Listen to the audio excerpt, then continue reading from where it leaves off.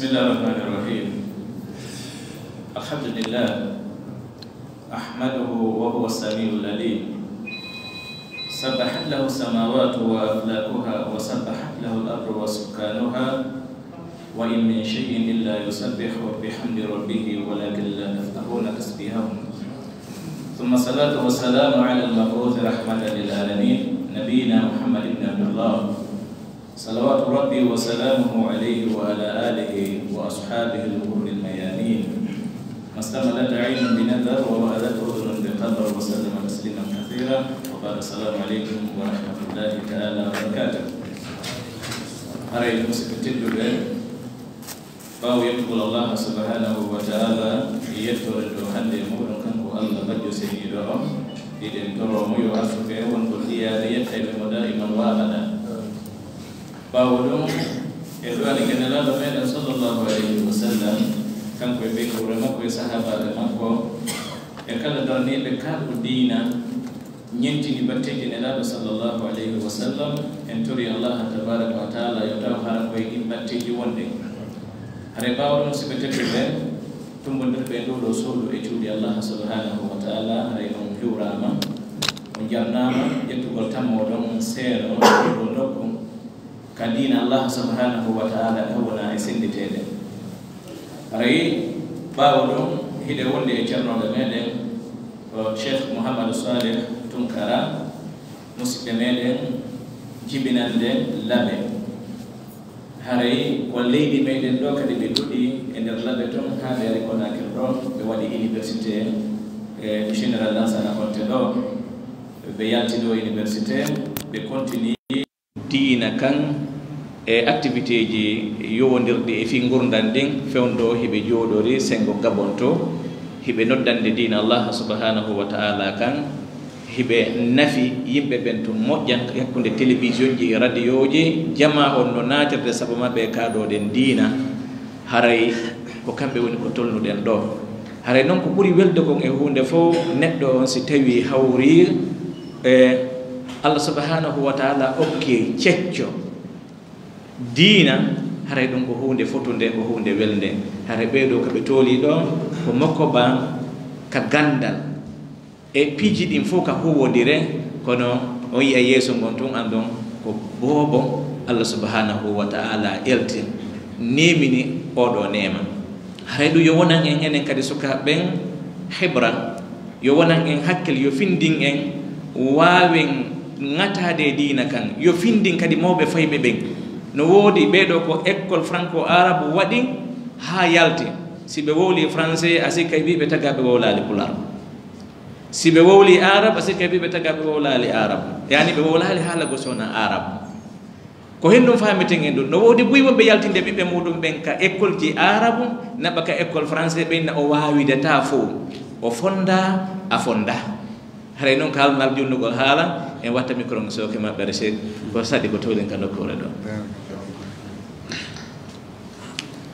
alhamdulillahi rabbil alamin الحمد لله رب العالمين والصلاة والسلام على رسول الكريم إخوة المشاهدين الكرام أيها المستمعين الأعزاء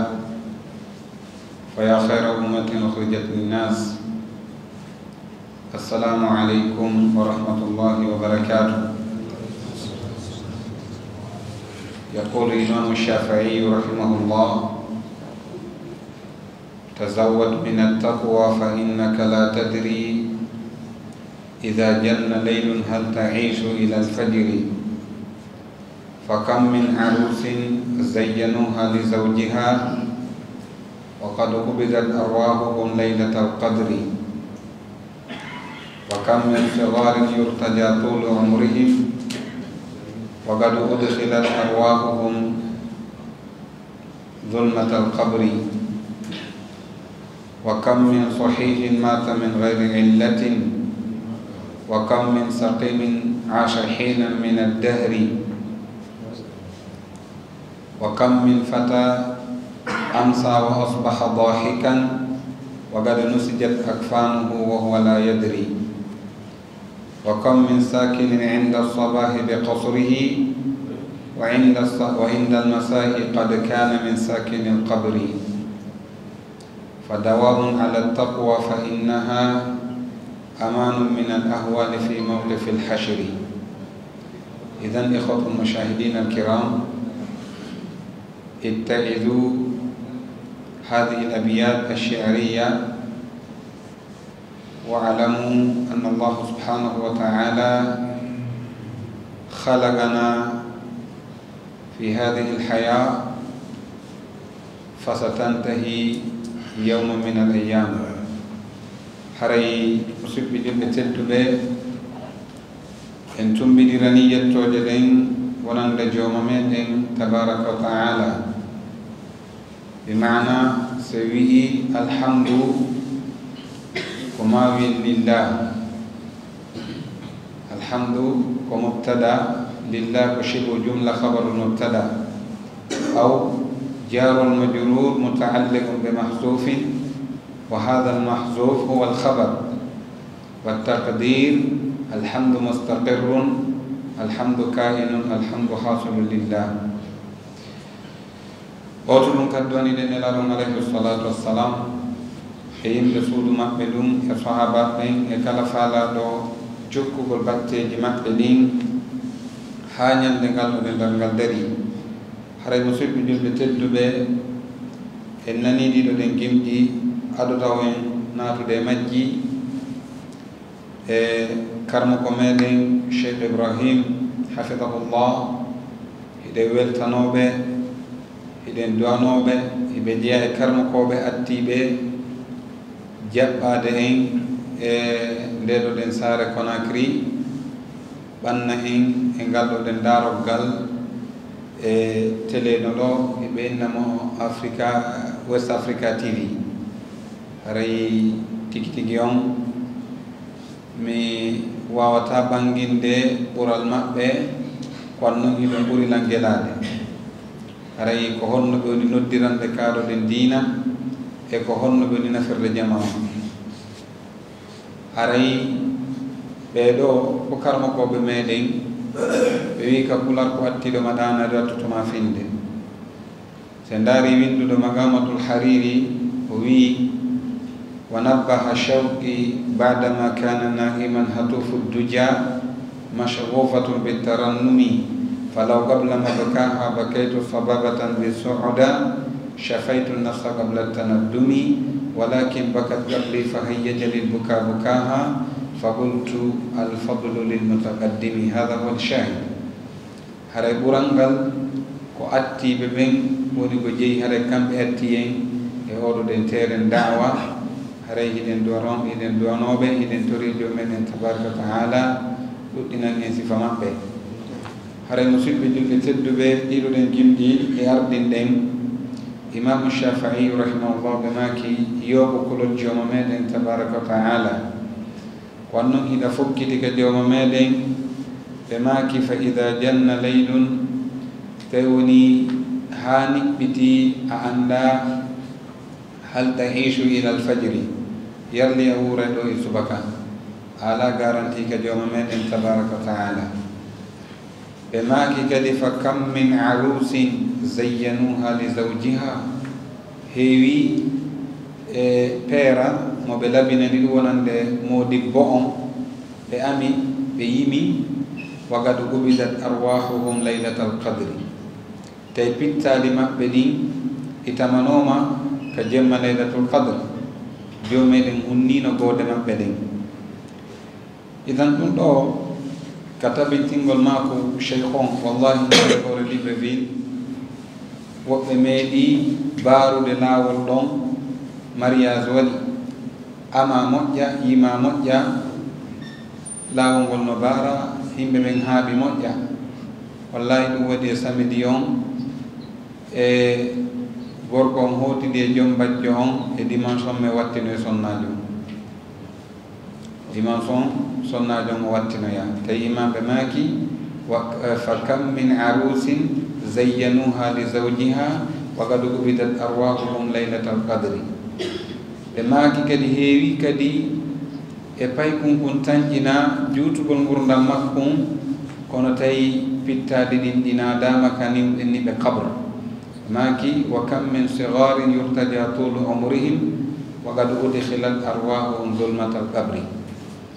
ɓe maki kadi wa kam min sahihin mata min gayri illatin heewinde ndikkuɗo nawni e feƴƴiniri ko alday nawnugol araw nawna o feƴƴina ɓe maaki kadi wa kam min saqimin asa hinan min addahri heewinde ndikkuɗo e nawnuɗo kadi o nawna haa ka ɓennata ɗon o panama kasange o immito o ndikkita o ɓura kadi dumunde juutunde bal sa wonda e nawnatan dumunde juutunde hono min mbiɗo mari ɗo siɓɓe mbiɓe paralysie tawi komi boobo ha wetan ko hande ɓe waali hiɓe nawni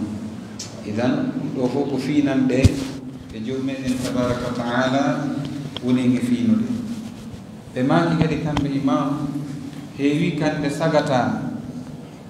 kam min fata amsa wa asbaha dahikan o hiiri o weeti himo jalde wa gad nusijat akfanuhu wa huwa la yadri kasange makko on déjà saññanoma addama kono tawi o anda himo diskitidede ɗo himo piiridede ɗo mo sonkidede ɗo fi politique fi ballon déjà kasange makko moƴƴinama e goyki kinki heblama bala ngaru ndum ka watte ɗon fewnoɓe ɓen fof heblama kono kanko o anda ɓe maaki kadi kamɓe imam e wa kam sakinin inda sabahi bi qasrihi heewinde neɗɗo hoɗɗo bimbi ka galle makko wa inda almasai qad kana min sakini alqabri kiikiiɗe o hoɗo e ka gabru makko heewinde goɗɗo bimbitamo waali ka pale makko ka étage makko kiikiiɗe o hiira ka qabre idan ka sakkitorde ɓe maaki hey fa dawamun ala taqwa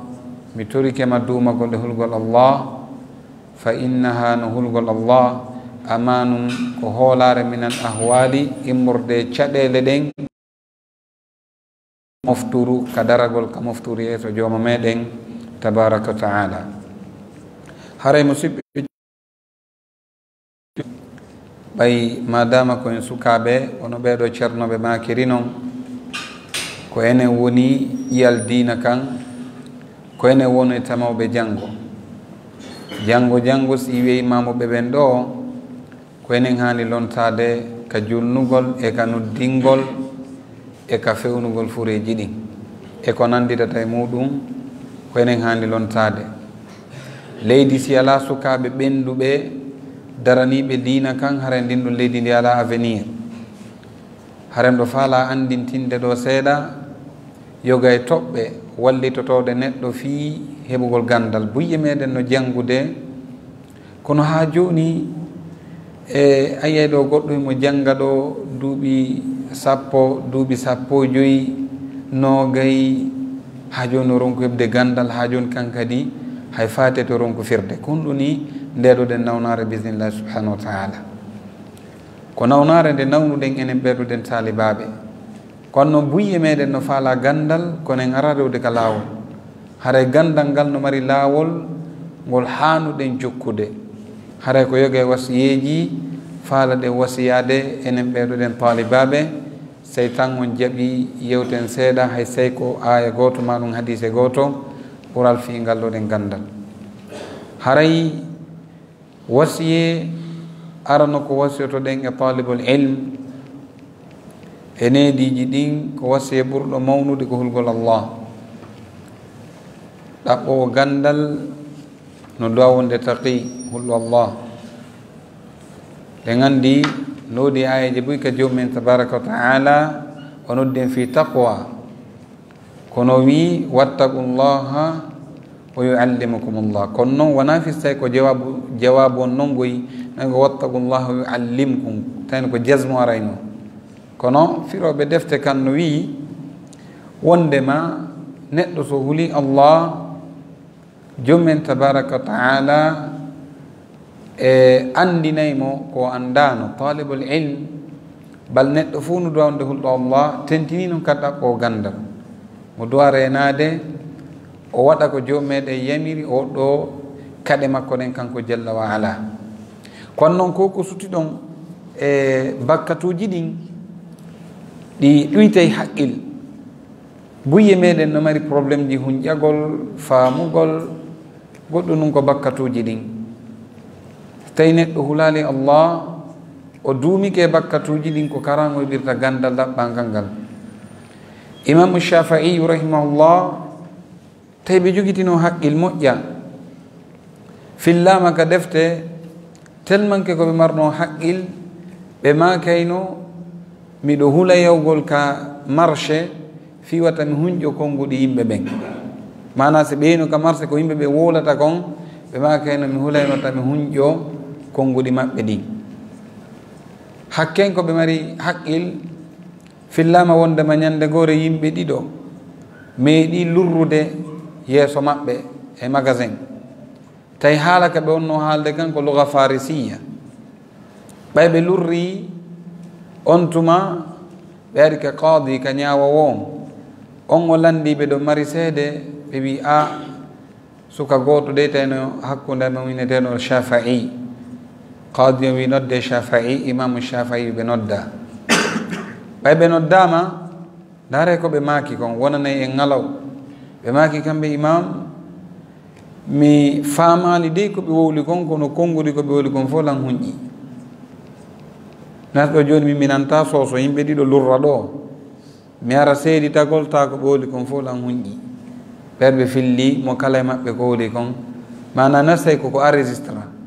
tellement que ko ɓe jogino haqqil joni no ndaare ɓeɗo ñande gore ɓe yeggituno bindi maɓɓe ɗin karmakoɓe goo wi ko tundawal sonnajo onno ko ɓe hawri e muɗum tundawal sonnajo ɓe ari ke ceerno maɓɓe ɓe maaki shakawtu ila waki'in su'a hifdi fa arshadani ila tarki lmaasi wa akhbarani anna alilma nurun wa nurullahi la yuhda li asim mi wullitino ka ceerno an saabu bonugol hunƴi an gon wattanelo c'est très important de maroɗo ɗen probléme ayɗoɗa hunƴoɗo hande simore julnirande janggo ara eggitinde immaro probléme su'a hifdi fa arshadani ila tarki lmaasi o yamirinmi wonni Shafi'i yo accu yeddugol Allah wa akhbarani o humbitinmi anna alilma nurun gandal ngal ko ngal annora wa nurullahi la yuhda li asin jonnetake bandi jonnetake yeddo Allah jomum men subhanahu wa ta'ala mo sifitoro gandal o samiul alim o ƴettata ɗum o jonna neɗɗo yeddeyɗo mo par ce que ko teddini miijite tun hay kadna ɗo ko hiɗuɗa kon ko teddinɗa kon a jonnata ɗum ma hoolaki otol maɗa ngal a jonnata ngal neɗɗo ma hoolaki neɗɗo mo tañƴinɗa bonnaygal mbuuɗi maɗa ɗin hoore mananku maɗa kun iɗa mari golloɓe ɓeya no fewi ɓeya feewa a ƴettata mbuuɗi ma ɗin jonna neɗɗo mo feewa kono noon kadi gandal ko ɗasa yanganade gandal ara nun ɗum tawhi ɗen duwa fewde ɗen duwa regilde hakkude men e jooma meɗen tabaraka wa taala hara e wowlata ko woni o talibul ilm na e wowlu ko woni o wi tono ɗi haalaji affaire politique e ballon gordo garda sooƴa ɗum ata hakkille maɗe no heewi a yahay ka duɗal taw déjà hakkille ɗen hino chargi min mini on tigui wowlay no wolaɗa politique sonkiteɗa ha ara ka duɗal jooɗo dedata hakkille enen ɗe charge ke hen on tigui wowlata ko woni wo on tigui kadi yahata ka woni wo kadi e kadi a ñamata ko woni wo kadi e kadi a talibul ilm a duwaka kadi wono wirɗo no yewde ka woni wo a duwa kadi ne'ade ndaare gurdam salaf ko honno ɓe wurirno idan haray ko ɗum ɗo wasi arano kosoto ɗen e ɗaɓɓo gandal ɗin mum ɗum kadi e wasiyeji ko torotoɗen kadi neɗɗo ɗaɓɓo gandal ko yo wonu kadi torotoɗo Allah subhanahu wa taala fi ngal ɗo ɗen gandal nanu tun kadi hiɗa janga defte hiɗa wistede ɗumanno a torotako toro jommen no yiɗi nde torete Allah subhanahu wa taala o wi o wi ka Qur'an wa iza sa'alaka ibadi anni fa inni qarib ujibu da'wata ad-da'i idha da'an falyastajibu li wal yu'minu bi la'allahum yarshudun tawi jiyaɓe ɓe landi kama fiyan yo miɗo ɓatti fa inni qarib ujibu da'wata ad-da'i idha da'an miɗo noto noddando nodduɗo kono ko so noddilan ko charte on ni nodi buy ustad meɗen tori du'a noddu jomum men ka kon probléme hakkude ma Allah wallahi kala ko falɗa sa noddi jomumen bisimillah hokkete siko jawdi ko gandal tendini noon hay jawdi fi on ɗum d' abord jomumen o ken gonɗinal sen noddimo fi jawdi goo non o salanto en ɗum o ki ɗum bandi qarun inna qaruna kana min qawmi musa fabaga alayhim wa ataynahu min alkunuzi ma inna mafatihahu latanuu bil'usbati uli lquwa idan tawi ko bandi id qala lahu qawmuhu la tafrah inna allah la yuhibbu lfarihin koni noodi woɓɓe meɗen jawdi moƴƴanaɓe ko ɗum gatta joomi o kamɓe fof jawdi wallahi noodi woɓɓe meɗen jawdi moƴƴanaɓe no gasa so tawi ayi ɗo joni bayanaji ɗin e darsɗi ɗi nde heɓande ɗi tan so ɓay ngala activité ji ɗuɗɗi sa nde marno ɗo continue ji jipputoɗi ka port nde marno ɗo boutique ji partout on sikkude ko heɓay tan no jogorɗen tan fewdo ɗo nini etele ko ɗum ɗo moƴƴani e wata estimude ko heɓeten ɗo buye meɗen kasi heeɓi jawdi bewoy inna l insana la yatga an ra'ahu stagna neɗɗo no heewi sandol ɗinde neɗɗo no heewi biwde mo heewi ƴangude so yore makko walɗinori jawdi isan wiide gara onti nodda jomumen jomumen wi wa qul rabbi zidni ilman yo jooma okkan gandal oɗo duwa oɗo ɗen aya ko yamirode jomumen yamiri nela ɗon yo toromo jooma okkan gandal toro jomumen yokke gandal nela ɗon alayhi salatu wassalam ɓe ma kayno allahumma allimna bima yanfa'uni wanfa'na ma allamtana wa zidna ilman allah subhanahu wa ta'ala nafir men ko faminɗa men ko fami men ko nafata men ɓeydana men gandal sabu tottugol yamirode nden ewɗo ɗen aya idan haray konti toro joom meɗen subhanahu wa ta'ala gandal te néglige ɗum joni noon toragol ngol kadi hino kon wasirto en kon tentini kadi immagol jemma ayyuha tullab talibajo o duwaka ɗanade ha o haara ta goɗɗo jaɓu ɗanade ha o haara tan hawju ɗanagol ñande waɗa ɗen gangay ka woyonayi ta goɗɗo ɗanorwa jiibe imamu shafii rahimallah ɓe maki ida kanat laylati laylatu jifatin wa nahari naharu himarin fa kayfa asna'u billadi aktub ɓe maki so tawi jemman o woni jemma jiibe e gandi jiibe mi ɗanoriwa ko maayi jiibi ñallal ngal mi haɓɓoriwa mbabum kadi gollal ngol adnomɗama mbabba ko honno mi gerdata e bindiyan ɗin so wattani hiɗa buy e meɗen kono way jemma en ɗano to ha haren andi jemma immagol jemma nun ndi naforiji jangga wallah daare formation ko jommi waɗani nelaɗon alayhi salatu wassalam fi maitrise ugol qur'an jommi subhanahu wa taala ko jemma formi nelaɗon daare aje ɗo noɗo gosatu muzammil jommi wi ya ayyuhal muzammil qum il-layla illa qalilan ko ayo suddiɗo suumi immo jemma qum ɗon ko ka balaga ko ɗuyete atlaqa al juz'a wa arada al kulla wal juz'a huwa al qiyam wal kulla hiya as-salah immo jemma juula immo jemma janga qum il-layla illa qalilan sona seeɗa arandani he ko seeɗa ni yani no nelan alayhi salatu wassalam immo jemma ɓe juula ɓe janga sana gokkunni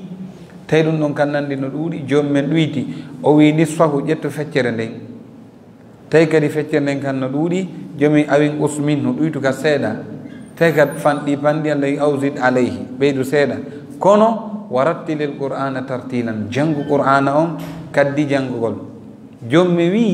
inna sanulqi alayka qawlan thaqilan meɗen fawi cippinde dow maɗa konngol teddugol ɗon qur'an joni noon fi hunƴagol qur'an fi famugol qur'an maitrise ugol qur'an inna nashiata lleyli hiya ashaddu wat'an wa aqwamu qilan sa'aji jemma ɗin ko ɗum ɓurata hawrindinde onande famugol ɓerɗe ɗen e kadi ko ɗum ɓurata ñinnude konngol ngol kadi les heures de la nuit est plus propice et plus efficace pour la mémorisation pour les gens qui veulent mémoriser le Qur'anul Karim idan en andi haray immagol jemma no wallito talibul ilm ten jaɓu ɗanade ha haray no jeeya kadi e wasiyeji ko wasiytoɗen talibul ilm bimana argol kadi ka duɗal harana argol hande acca janggo en andi buye meɗen no heewi gantoji ka duɗal woɓɓe ɗo joni aya nder lewru ndun e misal ko nde wowtere ɓe arta maɗum laabi ɗiɗi gantoji ɗin no ɗuuɗi haray ko ya eto ñande fuu ñande kala marɗon dars hara nden ñande aray wanaya bimana wanaya ya arɗo hande janngo arata faɗɗi janngo ara gandal kadi yiɗa ɗum ko nawnare nde nawnuɗen ɗum ko nawnare nde nawnuɗen noon somugol ngol yadata e gandal ngal no jogodiri somugol ngol moƴƴana talibul ilm e kadi argol ngol kadi ka duɗal kadi no mari ka noneji ɗiɗi neɗɗo himo ara ka duɗal o adda ɓandu ɗum o acca hakkille nden ɗum ɗon kadi wata hewde kadi ko yo aru o arda e haqqille ɗen kadi jomede wi inna fi dhalika la dhikra liman kana lahu qalbun aw alqa sam'a wa huwa shahid woni e ko yewta ɗo kon waaju wonande kala geluɗo luɓorɗi makko ɗin yani o heeɗi yewtere nden aw alqa sam'a wa huwa shahid taw kan kadi mo ɗon par ce que goɗɗo no jooɗo ɗo taw ala ɗo mo ɗo taw ala ɗo mo wona ɗo ta hara mo piiridede ka suudu mo sonkidede toon mo ɗo ta mo yoɓa ñamade tele lambanji to ta noon mo jooɗi ɗo a suusa nde waral gaduɗal ta mo jooɗi ɗo mo darɗe karmo koyen ɗon taw renaɓe o tarahum yanduruna ilayka wa hum la yubsirun ayɓe ɓe dardema kono ta ɓe sutaki sifa ɓen kadi woduno fewdo nelaɗon alayhi salatu wassalam naafigiɓe araynoɓe sifa darsji nelaɗon heeɗo yaltata famali jomi wa minhum man yastami'u ilayka hatta idha kharaju min indika qalu lilladhina utul ilma madha qala anifan nodi arayɓe heɗoma wa minhum man yastami'u ilayka hatta idha kharaju min indika so ɓe yalti kama qalu ɓe wiyana lilladhina utul ilma ɓen okkanoɓe bindi madha qala anifan konde nenaɗo maki joni jomi wiyon ɗum ulaika alladhina taba allahu ala qulubi allah fermi ɓerɗe ɗen ɗen subhanallah allah fermi ɓerɗe ɗen wattaba'u ɓe jokki ahwa'ahum belede maɓɓe ɗen kadi ay ko arnoɓe jangde arnoɓe heɗagol ay ko ɗum waɗi koye watta ila moƴƴa jooɗoɗa heɗoɗa heɗagol yewtere gol no satti goɗɗo naado ɗo bayanata fuu so oron ka ƴetto oron ka nattode fuu mo ara ɗo dars ta fuu so famaɗi hakkille ɗe ngala toon tentini noon hande ɗi téléphone ji men hiɗa cokkaɗa téléphone hiɗa daraɗa aɗa ɗuman hakkille ɗen wawata yarde noon idan en faami ko ma on tigui heeɗo ndaare jinnaji ɗin heno ɓurana yewtere jinnaji ɗin joomi wa id sarafna ilayka nafaran min al jinni yastami'un joomi nani yasma'un no sartigoy yastami'un alquran hiɗi heɗitade moƴƴa yastami'una alquran falamma hadaruhu qalu ansitu ko ɗum kadi jommi yamire wa idha quriya alquran fastami'u lahu heɗitanede moƴƴa wa ansitu la'allakum turhamun on ti ara ka duɗal o heeɗo moƴƴa ko watti ɗon kadi wasiyeji ɗin hunƴagol kadi ino ɗo noon nawnare men ɗen hunƴagol bindi mum ɗin buye meɗen no arde kadduɗal ha wiye yo hunƴo haranti dogi en surta hunƴagol gandal le wawata yewde ɓawa hunƴagol ça c'est impossible on ti ko ma hunƴo bindi makko ɗin ko ma o dukaɗi haaɗi wona ka hoore makko ko ɗoyte gandal ɗon ti ko hunƴo fahfad fa kullu hafidin imamu kama qala sahibu rahbiya hunƴo kala hunƴo to ɗo ko imam hunƴo ɗen idan ko ma hunƴo ɗen e sa hunƴike bisimillah ko ɗum ɗo wata tabintinde bindi ɗin hay sa yeggitay hay sonti yeggitay kono sa rewtoyke artay hunƴo bindi maɗa ɗin no jeyanon e nawnar ɗen par ce que buyi meɗen jaɓata ka ɗoftagol karmakoɓe miɗo handita ɗo komi wadduno e talibaji on gabon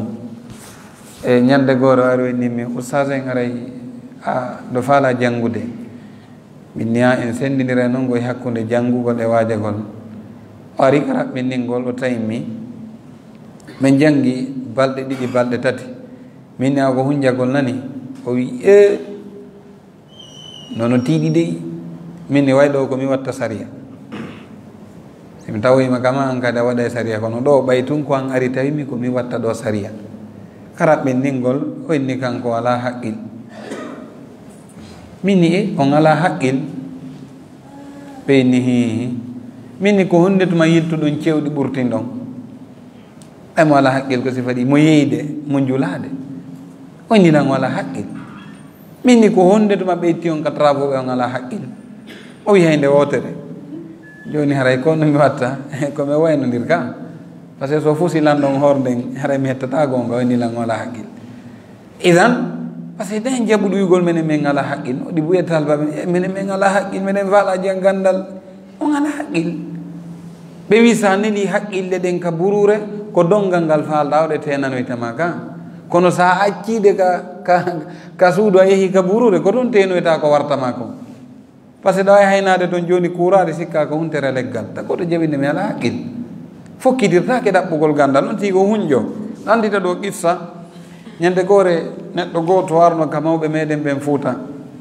onni baba en assalamu aleykum ɓeni wa aleykum salam ndaare mawɓen ko honno ɓe jogorno faamu hikma gandal e hikma on tuma onni baba miɗo faala yo windana lekki haqqil ɗo faala yo windana lekki haqqil mawɓen inni ellala yaw ha janngo ara o sikki o ara joni o tawa kaatime no hela waali oɗo janngo baba en assalamu aleykum waleykum salam mi ari golloɗen honɗum fi lekki haqqil on ndaren ɗo buye meɗen innaɓe ala haqqil ndaren ɗo lekki haqqil mawɓe ini ar ɗo wari mawɓe ni no ɗo lekki haqqil ƴettu mawɓe ɓe maaki ko caaƴe tati dolle tati kara cippande temeɗɗe tati no ɗo lekki haqqil caaƴe tati talibajo kadi ko ñaamo seeɗa caaƴe tati feppodira e ka nelaɗo maaki ɗo ɓe maaki bi hasbi ibni adama luqaymatun yaqumna sulba yoni ɓinguel adama caaƴoy komo darnira keeci makko ɗin wona tigi ñaamu ha ndora ka fana par ce que sa ñaami ndaare sikku tawandu ɓelangala ɗo sigi sa ñaami ha ndu ŋaɗi ko danki ɗaɓɓata sa heɓi danko ko tout yorata e maɗa a ƴetta deftere tout duppa a wawata rewtade e page ɗiɗi a ƴette tout duppa ko ɗoni ko ñaamu seeɗa ar ko wela ɓen janggata ko ɗo waɗi nayon tigi ñaamu fi no suti ñaama ɗumanno innano janngude wata hewde tentini kadi jemma ado walade ñaama ha walla hay gonno moroyta jemma hay subaka encore sa memoyama ɗano nga finata nanu goya wal ɗon ha sette ne ande kadi aɗa weetori idan ɓe maaki caaƴe tati ɓe maaki kadi dolle tati kara ɗen andi ɓawɗo ari ko leɗɗe teneteno adde ɗuman ne ɓe maaki cippanɗe temeɗɗe tati rewtoɗa bendimade laabi 300 fois hakkille ɗen koɗe metti o koɗe metti sa ƴetti ɗo bindi page ka Qur'an ayeje ɓurɗe sattude a janngimo laabi 300 fois hay si a anniyake hunƴagol on ɗon page a hunƴotomo jarri ɓe ndaaro 300 fois ɗa janngude page on ino ɗo lekki haqqil idan wakkilo ɗen hunƴoɗen duken bindi meɗen ɗin haray eto ɗen ɓurten wakkilade tinnoɗen imamu Shafi'i rahimahullah ɓe tumbineren en ɗo kadi konnguɗi jeego ɓe maaki